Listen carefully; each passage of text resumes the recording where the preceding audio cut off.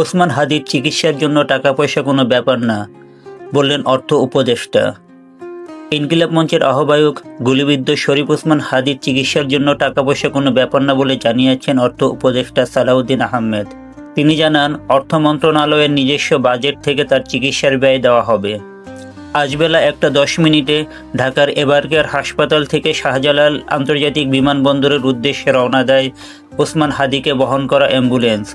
এরপর বেলা 1:55 দিকে হজরত শাহজালাল আন্তর্জাতিক বিমানবন্দর থেকে সিঙ্গাপুরের উদ্দেশ্যে রওনা দেয় ওসমান হাদিকে বহন করা এয়ার অ্যাম্বুলেন্সটি।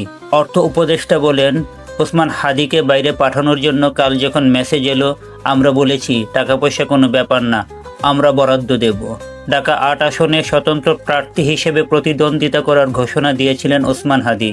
গত শুক্রবার দুপুরে তিনি ঢাকার পুরানো পল্টন এলাকায় চলন্ত ব্যাটার চালিত রিকশায় থাকা অবস্থায় গুলিবিদ্ধ হন। প্রথমে তাকে ঢাকা মেডিকেল কলেজে নেওয়া হয়, পরে নেওয়া হয় এবারকেয়ার হাসপাতালে। ওসমান হাদির খুনিকে চিহ্নিত করা গেছে, কিন্তু খুনিকে এখনও ধরা যায়নি। খুনিকে ধরা গেলে জানা যাবে তার সাথে তার পেছনে আরও কারা কারা ছিল।